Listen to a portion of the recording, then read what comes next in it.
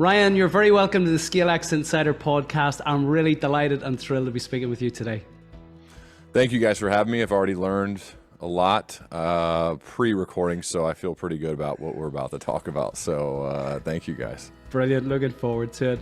As we shared off air, our vision is to inspire, connect, and enable millions of ambitious leaders of small to medium-sized enterprises to scale with purpose. So Ryan, what does scaling with purpose mean to you? This is something I need to get better at. To me, scaling with purpose would means I have the opportunity to impact more people.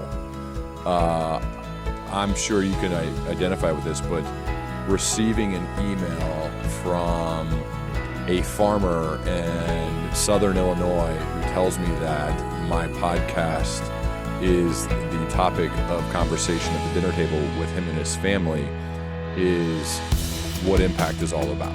That it's driving a conversation that makes a difference, that makes people improve, that makes people better, that makes people yearn to look in the mirror and work on themselves for the betterment, first of themselves, but also, and most importantly, the betterment of their families and others. So the reason that scaling is important, I think, in that regard is it gives you a chance to impact more, and I love the idea of that. Brilliant, I love that. And as a guy who has interviewed almost 500 people on really wonderful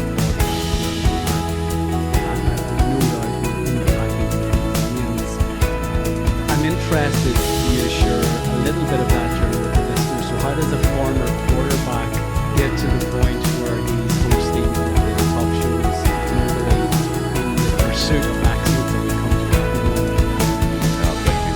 Well, it started, so I had a full-time job, and my company was called LexisNexis. That's where I worked in sales as a rep, manager, director, and also VP of sales there. And they did tuition reimbursement like a lot of companies here in the States do, and I finished getting my MBA, and at that point I felt like it was a waste to not go back to school because it got paid for, got reimbursed by my company. I was looking at a lot of programs, but as I was looking at maybe things like that, I remembered that my MBA took 6 years to get very slow. I had to get multiple tutors.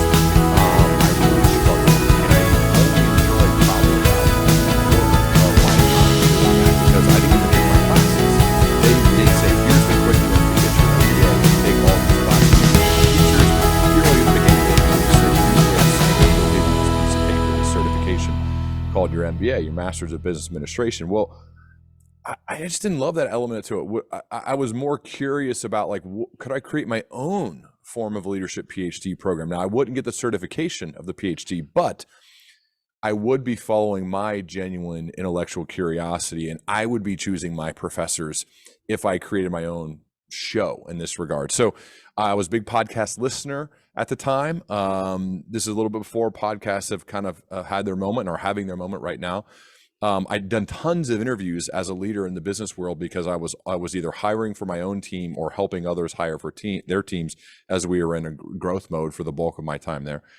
And so I thought, what if I use some of the skills I developed in the corporate world, interviewing people, as well as my love of podcasts in general, and where I get to intentionally choose each of my teachers to create my own leadership PhD program. And how about I choose to do that in public so others could learn along with me. And then who knows what could happen. Like, I'll focus on doing my part of it really well. And hopefully if I do that, then others could benefit too. Now, I always intended it to be a little side project for fun, for me just to do in addition to my work.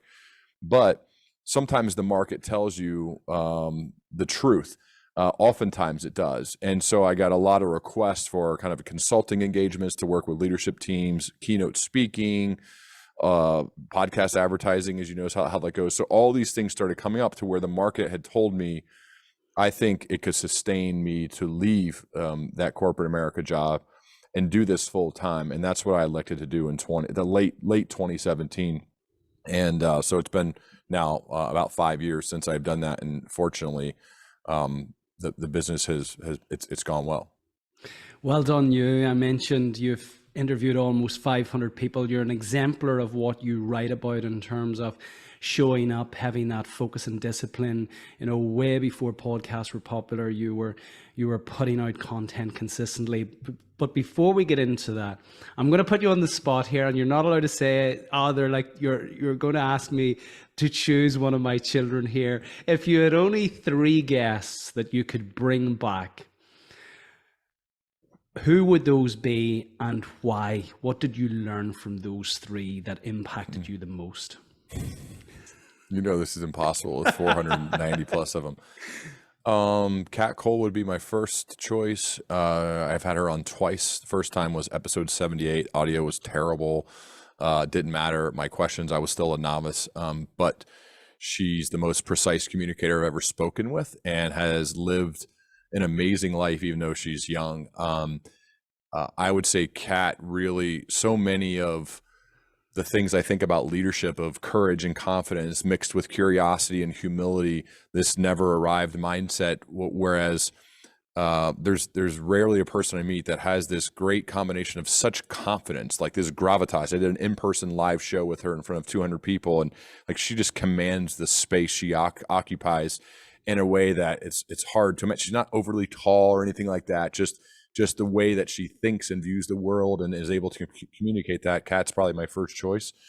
I would say, you know, the person I've had on the most, so I probably should say him, is Ryan Holiday, 7 times in 7.5 years.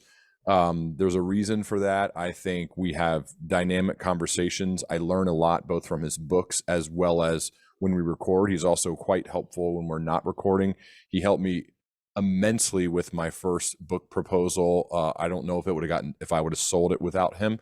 All in his private time, all just to be a good guy. So I'd have to say Ryan Holiday. And then third, I mean, you know, I live here in the United States. My background's in athletics. I went to college playing sports, and I played after college a little bit. But one of the things that I have never done is I've never served our country. And so I'm very grateful for those who have chosen to do that. So I'm going to cheat a little bit and add 2 people instead of 1 for my third choice. And that's Admiral William McRaven and General Stanley McChrystal, 2 leaders who have, in McChrystal's case, led 150,000 troops in multiple wars that we've unfortunately had to fight, as well as Admiral McRaven, who was in charge of the raid that eventually killed Osama bin Laden. So both of them, while amazing leaders, have served our country honorably, also incredible communicators and very kind, humble, genuine guys that I look up to a lot. And they've done something that I've never done, right? I think I'd like to say if I didn't go to college on a scholarship to play sports that I would have gone that route. I don't know. It's hard. It's easy to say that now, but I'd like to think I would have served. But those guys actually did for many decades. And I'm super appreciative for people like them that have done that for people like me who can just kind of live freely in a great country. Yeah, I'm smiling here as you say this. Admiral McRaven is the fault that my mornings now are obsessed with making my bed as my wife disappears into the studio to do her yoga, and there I am immaculately folding the sheets and making sure the cushions are put back on. It's a wonderful book, and it's a book she's got to love that though, right? Isn't it nice to have the bed made? It's great. Well, she says that absolutely, and and I shared the book with my son, Make Your Bed, and again, you know, the message coming through is so powerful that you know, being 1-0 up on the day, doing something in the morning before the world comes in at you, regardless of what the world throws at you, ensures that at least when you're going back to the bed at nighttime, you can take pride in the fact that you're going back to a well-made bed and a sense of accomplishment. So yeah. I love that. And Ryan Holiday's work I've shared with our listeners before. Again, so wonderful. I read the Daily Stoic, and his work is wonderful.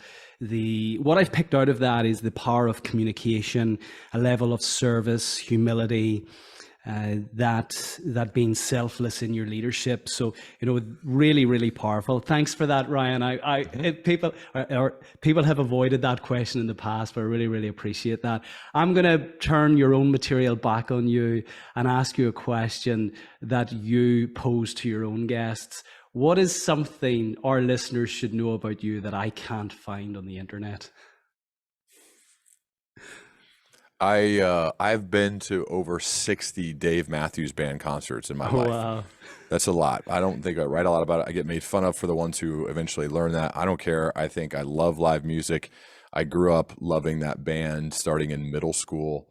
I've gotten lucky enough to meet him and members of the band. And to me, there's just something, I just love being around people who are happy and who are moving and who are there for like this single purpose of seeing someone perform their art and do it in a way that is just so beautiful. So to me, like if you find that band that you love or any live music, that's an environment that I want to be in. In fact, I'm hosting a private concert with one of my favorite musicians in a few weeks as just a listener appreciation event for those. And it's cool to see people flying in from all over to come to it, and some of my local friends. So I'm just a big fan of live music, and it was one of the things I missed the most during the pandemic. And now that we can go back to those things, I'm always, you'll find me at multiple concerts per year, every year. It's one of my wife and my favorite things to do together. Yeah, likewise, that really resonates, and I have to say, there's a Dave Matthews vibe from you. So yeah, it's what does that mean? A good vibe. Is or not? Absolutely, that it's a compliment. There's a nice energy, a good vibe. So I'm also a fan of his music. Oh, nice. In your latest work, which is wonderful, I have a copy here. The listeners obviously won't be able to see this. The Pursuit of Excellence. You acknowledge a whole host of people in your acknowledgements, but two stood out for me: Bob Gregg and Ron Ullery. Yep. What did you learn from these guys? And the second part of this is how important you believe coaches and mentors are for people, for leaders who want to scale personally and professionally. So everything. It's even emotional thinking about those guys, especially because Coach Gregg died this year.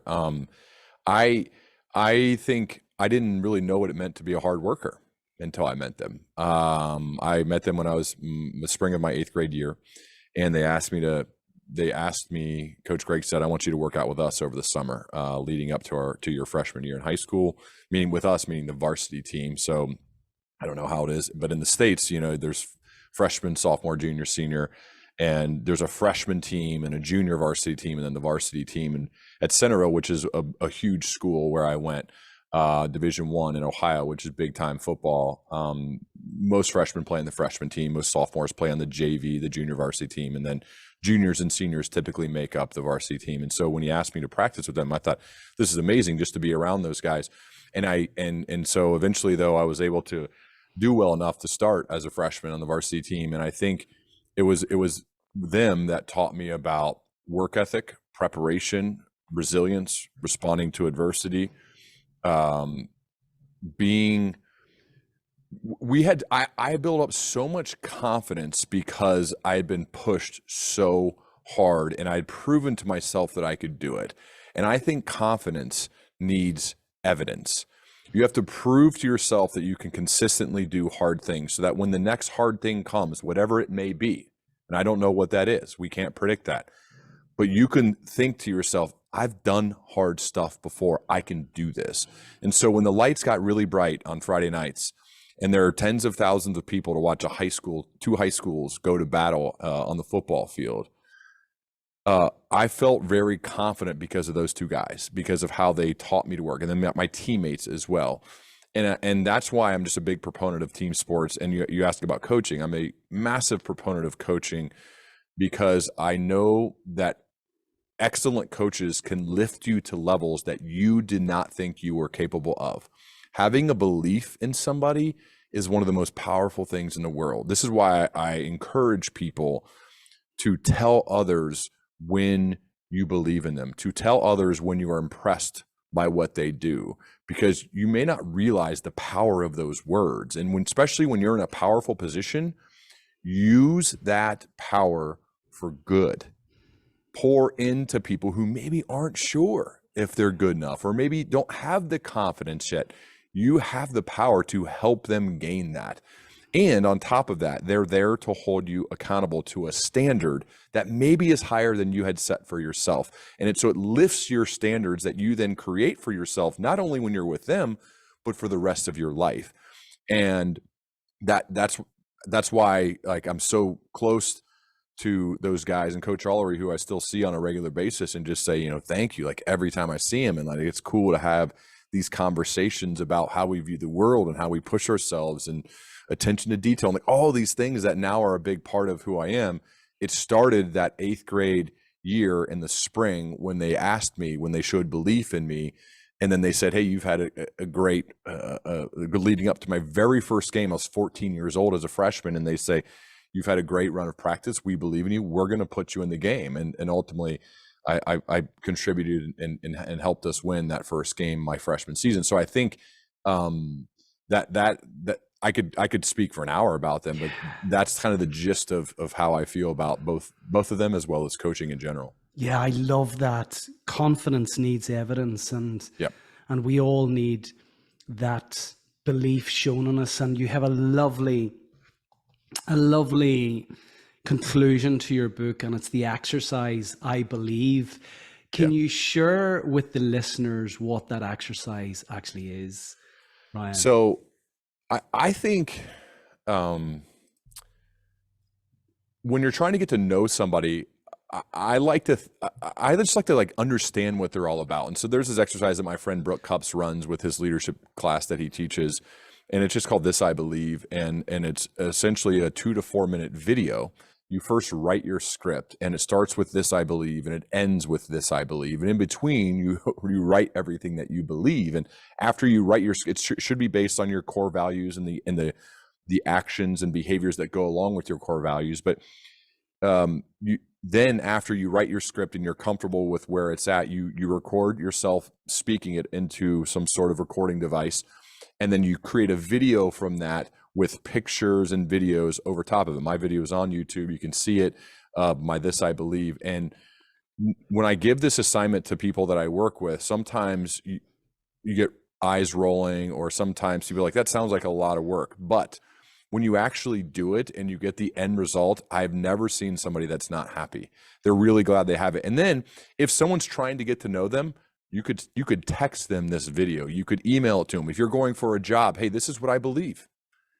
You know, what a great way to understand what someone believes. And if they've taken the time to write a 2 to 4 minute script, they've read it, so you can actually hear their voice. You can hear the passion in their voice, what they say, and you can see it, the other sense of sight. You can actually see pictures, you can see videos if they've done some work to put the video together. So in one of my leadership circles, this is actually an assignment that is happening as we speak. They have a month to get it done, and I'm so pumped to see the videos they come up with. But I'm not gonna lie, they were a little bit nervous about, this seems like a lot.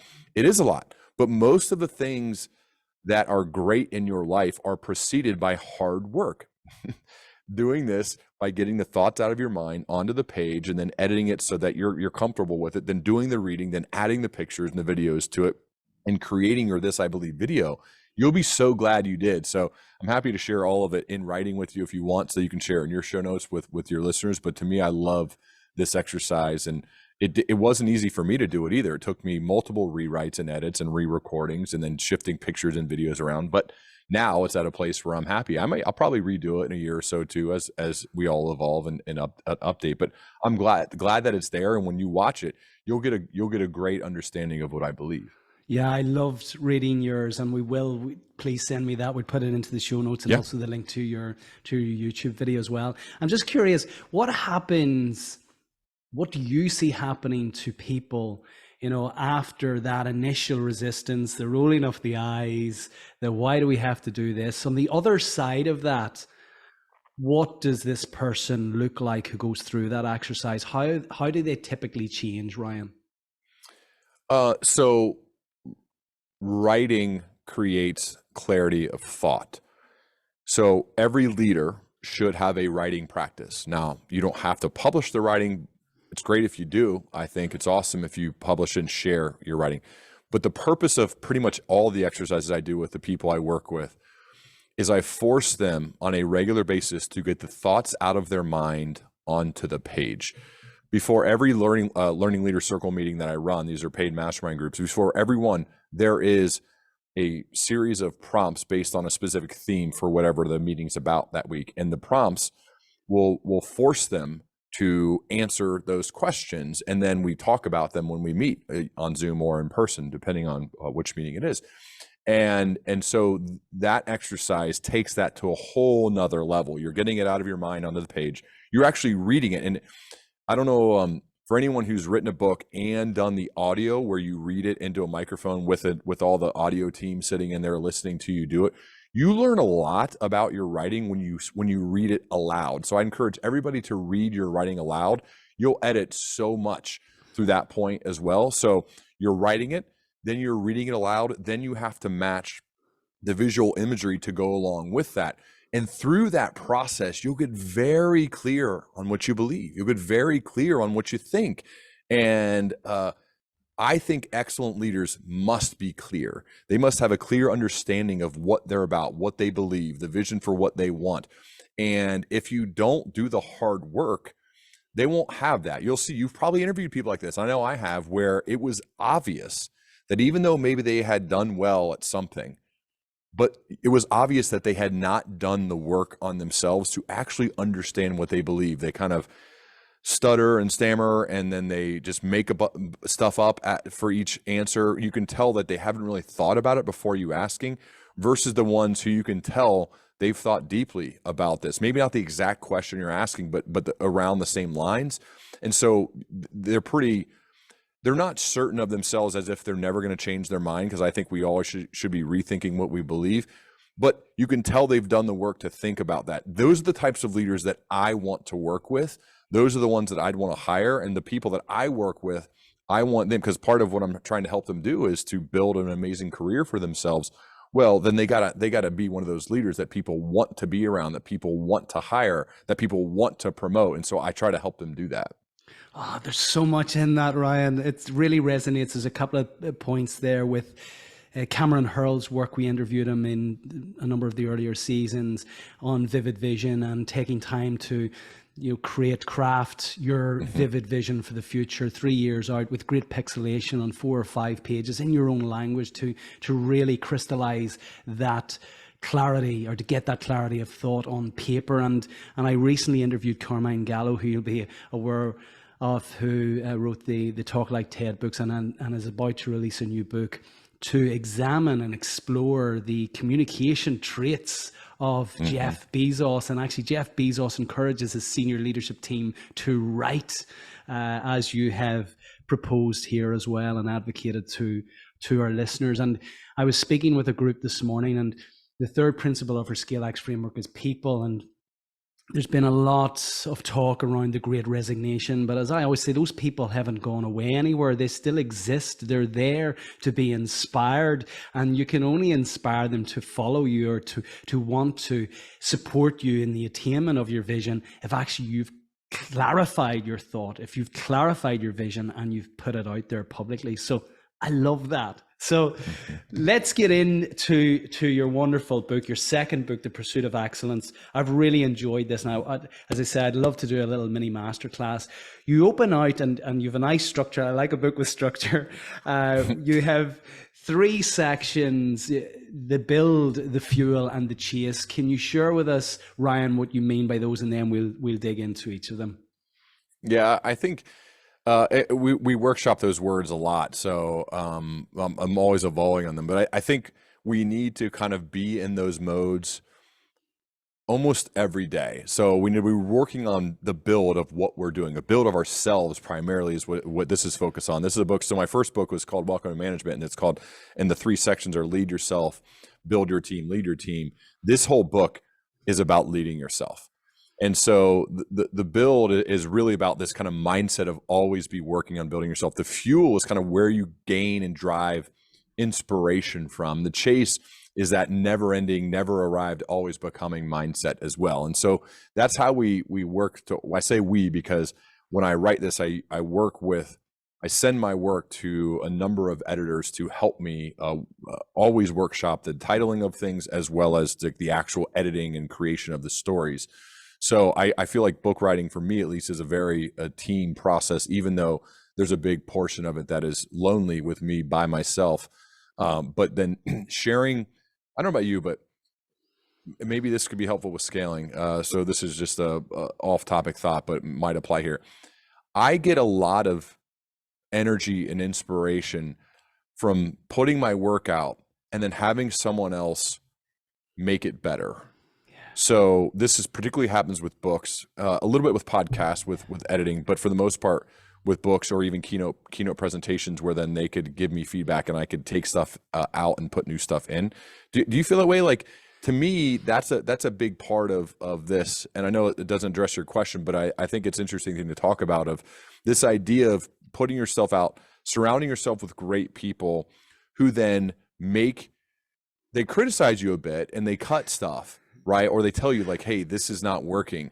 But then when they make it better, that's actually like part of the fuel for me to go even more or to keep going, is because I feel like, oh, my work is improving. It's gonna have a greater chance to impact people because it just got better today. I need to get back to work. So I think that's a big part of how I approach my work as well, is just really trying to lean on people who are better than me at that specific task, and then listening to them and implementing what they've said to make the overall product, the artifact in this case of a book, better. And maybe that's a part of what you were writing about with the 10 principles, but I think that's something that's just top of mind right now with me. Yeah, I mean, there's so much noise out there around scaling. And when we get into the statistics, less than 1% of the 400 million small and medium-sized enterprises globally actually achieve scale. And I think it's incredibly sad. We were speaking before we came on air, more than 90% of businesses by volume are small and medium-sized enterprises. And actually, globally, 70% of the workforce work for small and medium-sized enterprises. So this is what drives my passion and purpose in terms of the expansion of the leaders. And what, your book is targeted at leaders expanding themselves, because ultimately the team will only expand to the extent that the leader has expanded themselves, and the organization will only scale to the extent that the leader has actually invested in their own personal scaling. The editing process is, I found, incredibly valuable. I mean, we have another book sitting on the editing floor. Our editor, John Hearn, a wonderful guy, has an incredible knack of actually simplifying. And this was something I was really challenged with initially. I would... something that could be said in 6 words, it would take me 16 words.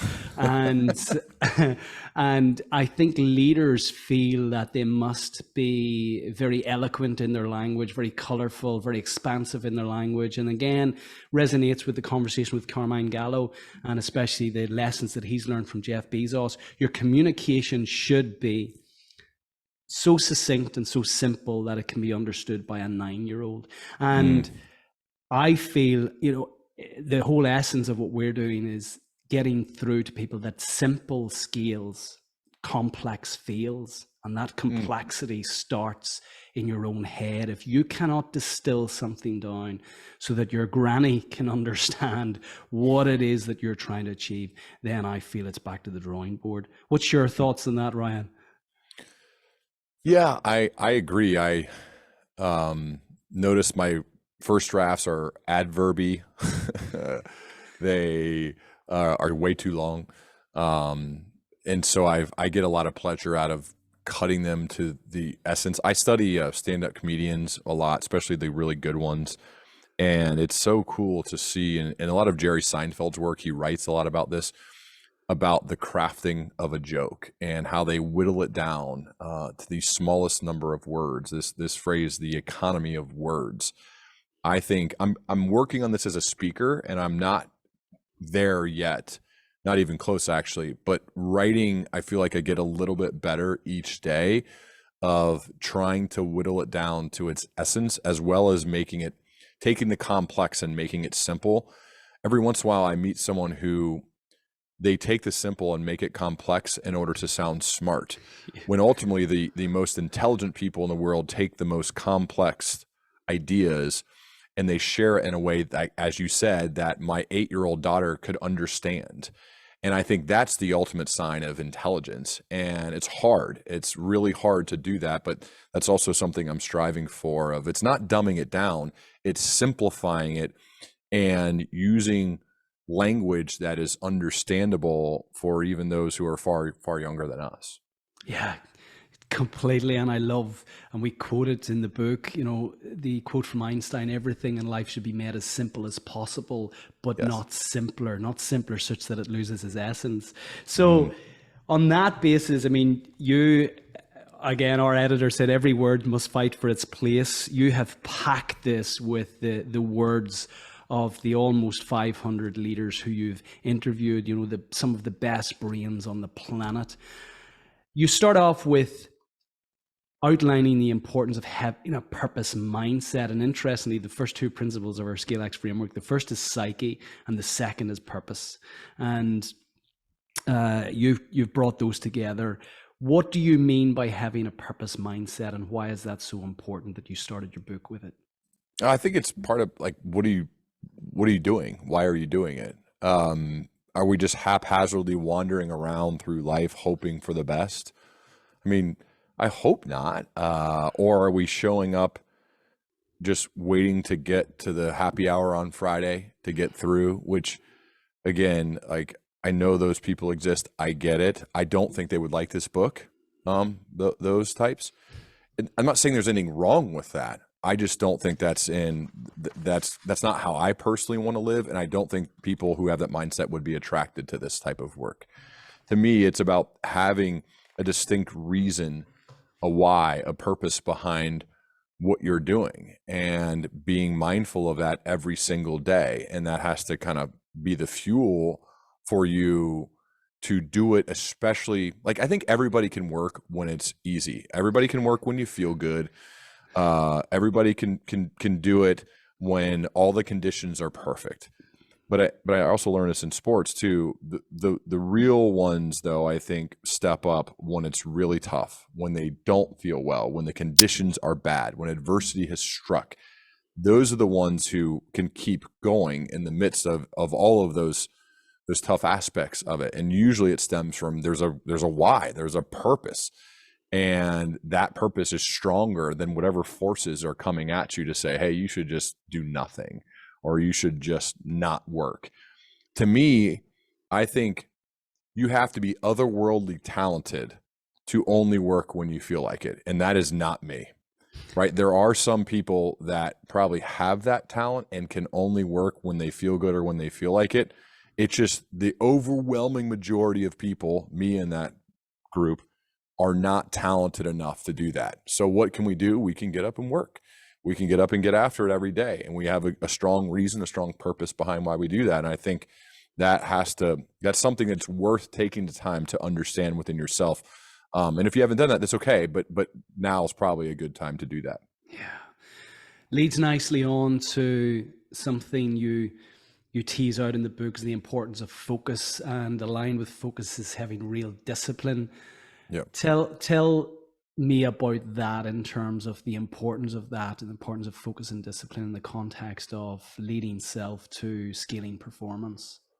Yeah, I mean, I messed this up, but I think it's understanding what the main thing is and keeping the main thing the main thing. You probably heard that phrase a lot, but to me, it's like remembering why this has happened. For me, it started from the foundational level of the Learning Leader Show, my podcast. That's where all these opportunities have arisen: the keynote speaking, the book deals, the mastermind groups, the one-on-one stuff, everything I do started. So it's having a focus that will always be the priority with my work. I don't anticipate that change. Now, I guess anything could happen, but understanding that when you have all these other great opportunities, if it gets in the way of the main thing will eventually become not very good. And realizing, well, this is what gave you all these opportunities. Don't mess this up. In fact, it has to continually get better and better and better. And so just having an understanding of what that is for you, and then having the discipline to focus on it amidst a lot of other opportunities. And again, this is something I've messed up, because these fun, flashy things come your way and you want to say yes and do it. And then realizing, wait, is this making the main thing suffer? And if so, I need to reanalyze that. And so it's just hard, though. This is really hard. I know Steve Jobs was one of the greatest of all time at this. Johnny Ive has told many stories about that, where they've had a lot of things that they've wanted to do, a lot of things that would be really cool to do, and they just crossed them off the list. Warren Buffett's another one of those who's famous for being focused on just the very few priorities. So I think, to me, that's something to think about. I also learned from one of my bosses years ago. She said the word priority used to be a singular word, meaning there was a priority. There weren't priorities. And said, remember that, like, what is your priority? And I think that's something to think about too, when you have a list of 12 things. Like, I'm not saying you only have to have one, but you probably should scale that aspect of your work down. Yeah, I completely agree with that. And the importance of purpose and vision not only informs what you should prioritize, but it also informs actually what you shouldn't. It tells you what you should say yes to, but is a great slide rule for those shiny things that look like opportunities but are actually a distraction from your purpose and vision, and ultimately can without you procrastinating. I've certainly found it brings you to a quick no, and you don't have to give it any further mental energy.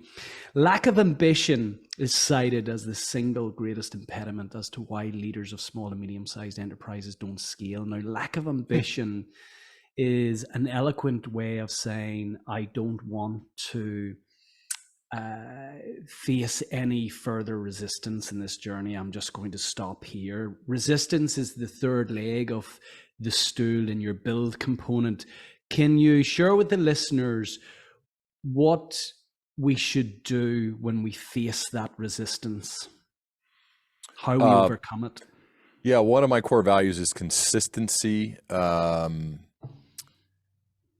think being like, and also understanding the type of person that you want to be. Resistance is there for all of us. Read Stephen Pressfield's work. You'll learn all about resistance. We all have to deal with this. And to me, it's like, you asked before we recorded about kind of what I do in the mornings. And I think this is a big part of it, even though morning routines there's been 700 gazillion podcasts talking about morning routines, but there's a reason for that in a way, because I think they are so important as a way to create momentum for yourself, so that when the resistance strikes, you're already moving, and it's harder to stop once you get moving. James Clear told me it's a lot easier. The hardest part of going for a run is lacing up your shoes and starting. And so to me, it's like, how do I create momentum for yourself? How can you create momentum for yourself so that when resistance strikes, you can keep going, or the obstacle is the way, it becomes the way, right?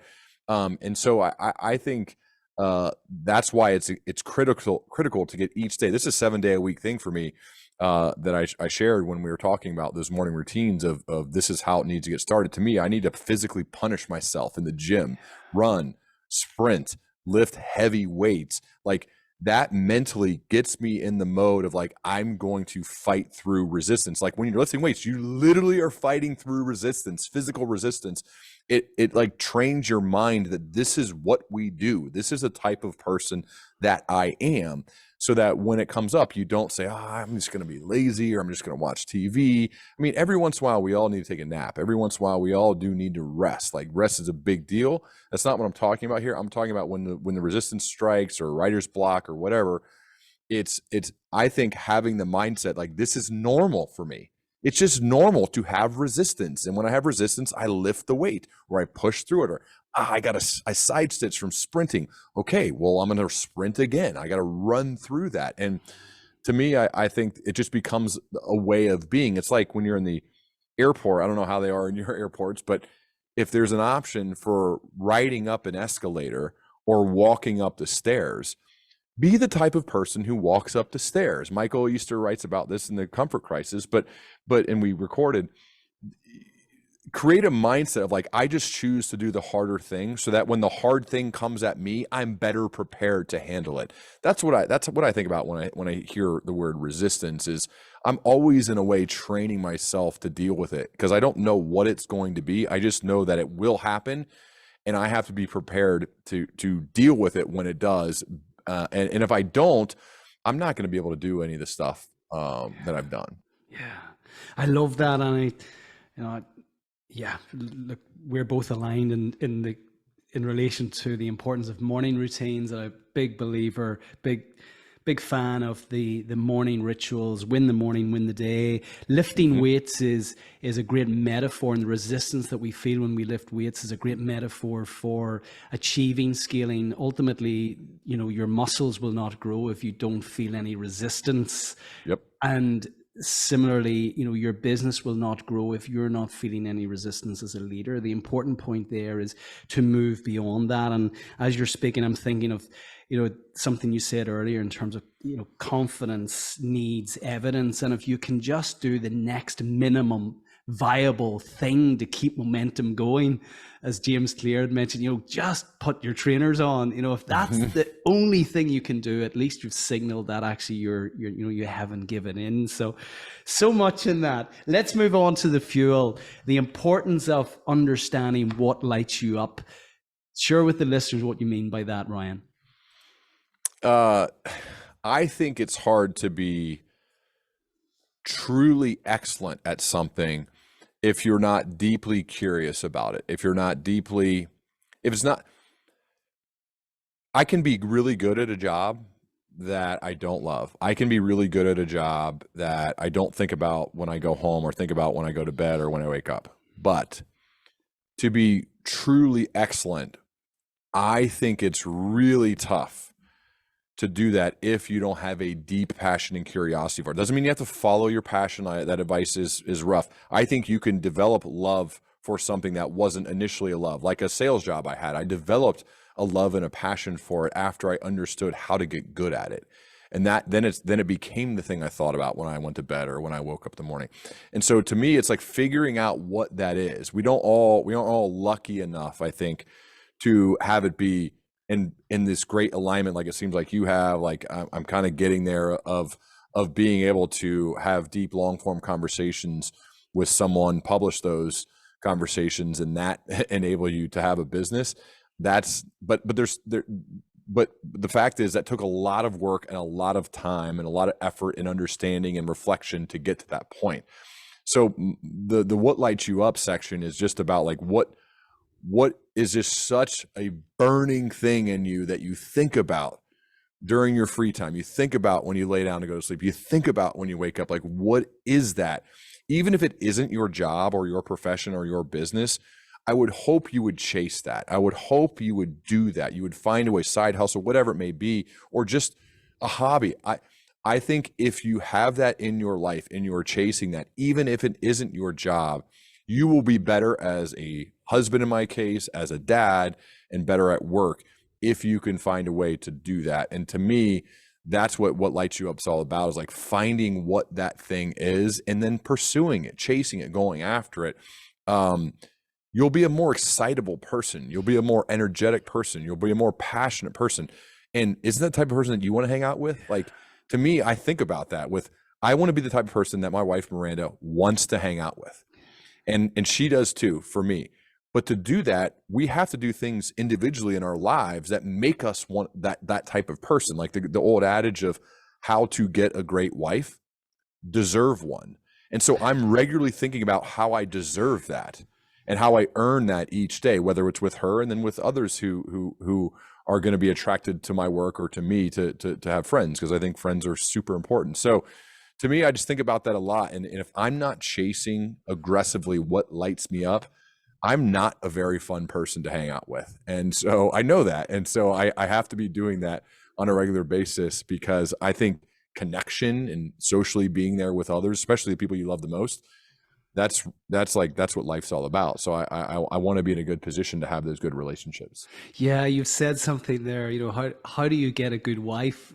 Deserve one. And again, that is analogous to attracting a great team around you. You must Yes. deserve it. And in order to Yeah. attract a great team around you, you've got to bring great energy. You know, it was Jim Lear I interviewed some time ago, who mentioned the kind of CEO consider that as chief energy officer, Yeah. chief I like executive that. officer. And when you bring great energy to people, they will deliver energy back. You know, your vibe attracts your tribe. So, you know, just I love that in terms of, you know, how do you get a great wife? Will deserve one. And that's so analogous to people who are challenged with getting and attracting people into their team at the moment. Have they clarity of purpose? Have they clarity of a vision in terms of where they want to go? Are they bringing great energy to the conversations with potentially passive candidates and attracting and inspiring those people into their business? So the power of others, we referenced, you know, some of the important people who have mentored you on your journey, Ryan. How important is it to surround ourselves with the right people and creating that environment, you know, in the context of the power of others? I think your who is everything. You become those people. I've experienced this firsthand. I'm sure you have as well. Whether it's the people you hire, the people you hang out with, the person you marry, these are this is everything. I mean, you literally scientifically become those people. And so to me, I'm just thinking about people. I'm curious about people that I admire what they've done. And even more importantly, I admire the manner in which they've done it. And I think those are the ones that I want to be around, because they've impacted people, and they've done it in the right way. They've done it in a way with high integrity, with an others focused, with this mindset of like kindness is free. We should be kind. Like all of these, those are the people. And when I hang out with people like that, I become better. It is very contagious, like smiling is, and your head nods, like all that good positive body language is very contagious. It's energetic. It makes people want to be with you. And so when I'm around people like that, and then maybe I leave them and go somewhere else, I'm a better version of myself. And this is something for all of us to think about. This also unfortunately works the other way. If you are around people who are talk bad behind people's backs, negative complainers, blaming others for whatever, aren't able to look in the mirror or take ownership of their life, I become more like that. And I don't like that version of myself. And so I think it's on us, all of us, to think about who are the people that we like bring energy to each other. We make each other, I mean, in a great partnership, whether it's at work or at home, that I think that's ultimately what great partners do, is they both lift each other up. They both have this kind of mutual love and respect that, and they may bring their own specifics to the table where they make both people better. It's like surrounding yourself with a group of those. I did an in-person workshop, Growth Summit 2 weeks ago in Nashville, Tennessee, and that's exactly what that room was. Like I tried hard to cultivate a room where everybody would look around and feel imposter syndrome, like, oh my gosh, these people are so impressive. But then when they get up to speak, they absolutely kill it. And everyone else is going, oh my gosh, I'm not gonna, this like humility about it, but also a being impressed by what each person brings. That's magic, man. And so to me, it's like trying to cultivate those types of relationships, both in your working and professional life. Like that, again, that leads to a pretty good life. So you can't focus too much on your who. And I think it's something for all of us to think about constantly. And again, just like with the comment I made about earning it when it comes to deserving one, a great wife. The same thing with friends. Like in order to have great friends, you've got to be a great friend. And I think that's something to think about as well. It's not just when you feel like it, it's all the time. Like, how could I be a great friend? How could I show up for that person? I think we should all think about that as well. Yeah, completely agree. An exercise I encourage the CEOs that I coach and certainly those within our program to do is an energy audit of the radiators in their life, those people who bring great energy, and the drains, those who drain their energy. And just by becoming aware of those people who, you have a conversation with every Monday morning, and after 20 minutes, it's destroyed your Monday and maybe even seeps into your Tuesday. Well, why are you having that conversation every Monday? And and it actually seeps into Sunday night, because then you've set up that meeting to have that cadence on every Monday, and you dread the week because you're having that meeting, and and the fact is, a lot of them aren't even aware that that's happening. So that radiators and drains audit is absolutely aligned with what you're saying, Ryan, and bringing great people together. We see that. You'll see that within your program. When those great people come together with a level of humility and a desire to learn, who are there to be curious, they become champions and cheerleaders of one another, and just their respective energy just brings you to a whole new level as well. It's very powerful what can happen. So love it. So let's get into the third element of pursuing excellence, the chase. And you mentioned here to kick off, making the commitment. Share with us what you mean by that. Making the commitment first and foremost to yourself, and then not lying to yourself, is a great element of like creating belief and confidence in yourself. Where let's say you made a commitment to something that's hard. You're going to run a marathon, you're going to write a book, you're going to launch a podcast and do it for a year, whatever it may be. And then continuously following through on that builds belief, builds confidence, again, proves to yourself that you can follow through, that you are the type of person who follows through on their word. And the most important person you should not lie to is yourself. It's hard to be a trustworthy person if you don't trust yourself first. Just like it's hard to lead other people if you don't lead yourself first. So I think that like it's healthy and good to make challenging commitments to yourself and follow through on them. For me, writing books is really hard. It's the most mentally, it's the most challenging thing that I do. And this is part of the reason why I do it and intend to continue to do it, because making a commitment where a publisher says, we're going to pay you a book advance, and for that, you're going to write the best possible book you can about this topic, and you have to turn it in by whatever, January 1st.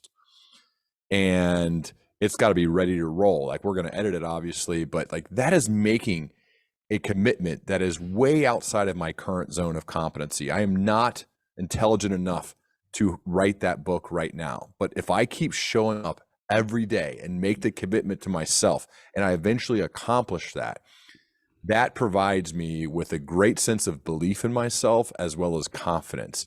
And so I think all of us, whatever that is for you, it doesn't matter. You don't have to follow what other people's, whatever it is for you, is making a commitment to yourself that you're going to do something that's hard, and regularly doing that has so many benefits for you and how you show up in the world, that I think it's a worthy thing for everyone to think about. Yeah. It reminds me, you mentioned the wonderful Stephen Pressfield earlier and his book, The War of Art. And he was posed the question, do you find that inspiration just comes to you at these crazy times, and it might only be once a week at 3 o'clock in the morning? He said, yeah, I do. It comes to me at strange times, and I'm thankful that it's 8:30 every morning while I'm sitting at my desk. Yeah. So, it's making that commitment and you gotta turning show up, man. Yeah, that's it. You gotta show up regardless. You gotta, there are many days where I don't feel like going to the gym. Yeah. But I also know a big priority for me at the very top of the list is doing everything I can to take care of my body, because then that leads, like, think about when you're sick or when something doesn't work of your body, like nothing else matters until you're not sick. The only wish you have is to not be sick. And so I think that the same thing, whatever it is, the commitments you make, just make the commitment to yourself and keep going. And I love that. That's a great Pressfield line, right? Like, you got to show up and do the work, man. So I want to be respectful of your time, Ryan. The last hour has absolutely flown. Just to close out on the three components, is there anything you want to share with our listeners in relation to building your band? And it's a lifelong pursuit in the context of both personal scaling and scaling their business. Yeah, I think life is about the relationships you build with people. The Harvard study, the longitudinal study that went over a course of 75 years, um, they were studying like what leads to a happy life. And number one, and far and away more than anything else, was the relationships you build over the course of your life. And so the same is true. It's true at home. It's true at work. You build great relationships. Like to me, I feel so fortunate. The people I work with, whether it's the person who produces and edits my podcast, the few editors that I work with, the others who I bring along with me to teach, like they're all people who've become great friends of mine. Like we love each other. And I think that is like, that's the coolest part about work, is when you can build real, deep, genuine relationships with people and you all bring something different to the table. That's just the thing I would think about, is as you're building your career, whatever it may be, of trying to invest in getting to know people at a level to where you can have deep, meaningful conversations where you eventually love that person. And I use that a lot because, like, it's true. It's a different love than I have for my parents and my kids and my wife, but it is a form of love. And so I think, to me, like, that's ultimately what kind of like building a life is all about, is trying to form those relationships, both with people who are far ahead of you, people who are kind of at your current level, as well as the people who maybe need a little bit of help. Like forming relationship with all three of those kind of levels of people is important and brings a lot of, I think, a lot of joy. And ultimately that's like, what's the point of doing all this stuff if we're not enjoying it as we go? Completely. Absolutely. On that note, who have you interviewed who has impacted you the most in terms of something that you now embed into your life, which gives you joy?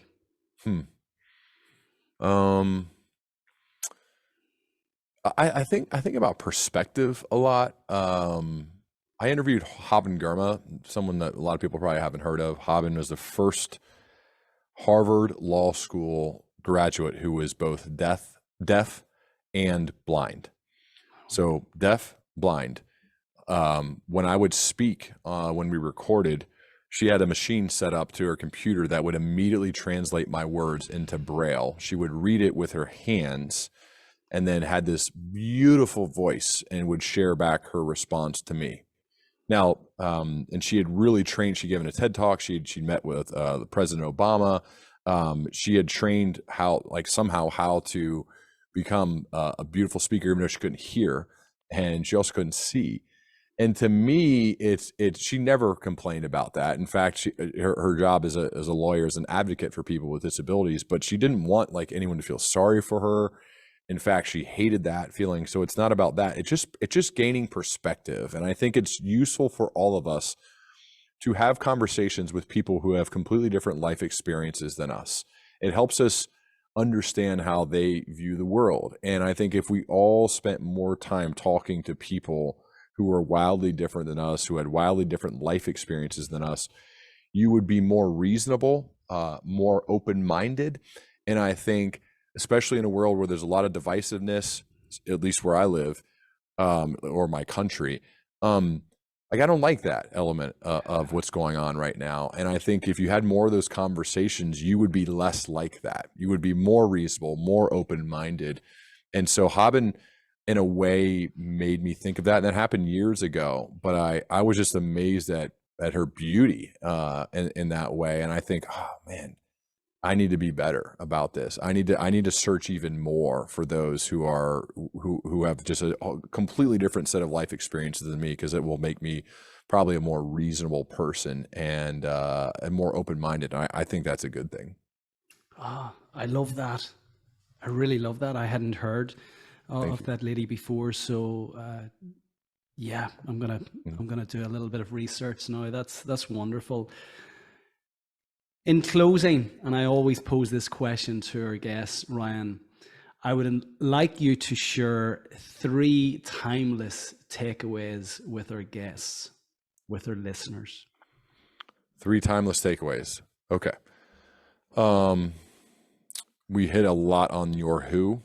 So really focus on your who, people who are ahead of you, people who are beside you, people who are behind you. So those who have done things that you admire and you really admire the manner in which they've done it. Those are the ones both probably ahead of you and beside you, and then behind you, putting yourself in the position of being a teacher and helping others. One, because it's the right thing to do. Two, because you learn a lot through teaching. Number two, I would probably say have a writing practice. Get the thoughts from your mind onto the page. Writing creates clarity of thought. So whether you publish them or not, create a writing practice. Every leader that I work with, whether it's in a group setting or individual, or when I'm going to companies, that is a mandatory part of what I do. If they don't want to write, you're not going to want to work with me, because I believe in it that much, mainly because I've done it myself and realized how much I didn't know until I was forced to write books on topics. So I would say number two, so your who, your writing practice. And then I think the third is having a bias for action.